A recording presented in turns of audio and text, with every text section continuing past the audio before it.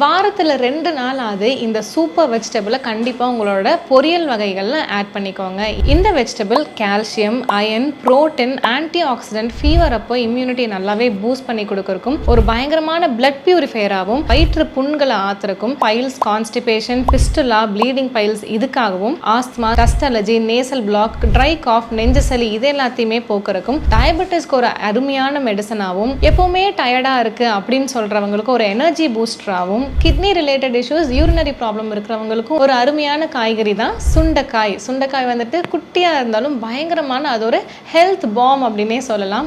நோய் தீர்க்கும் காயாக வந்துட்டு சுண்டைக்காய் இவ்வளோ நன்மைகளை கொண்டது. மாசத்துக்கு 4 நாள் அப்படின்னா வாரத்துக்கு 2 நாள் அது இந்த சுண்டைக்காய் வந்துட்டு கம்மங்கூழ் குடிக்கும்போது சுண்டை வற்றலாவும் எடுக்கலாம். மோரில் வந்துட்டு சுண்டை வற்றல் சூர்ணம்னு நீங்கள் வந்துட்டு நாட்டு மருந்து கடையில் கேட்டிங்கன்னா கொடுப்பாங்க. அது ஒரு ஸ்பூன் போட்டு கூட நீங்கள் டெய்லி கொடுக்கலாம். ஸோ இந்த அருமையான காய்கறியை உங்களோட உணவில் ஆட் பண்ணுறதுக்கு மறந்துடாதீங்க.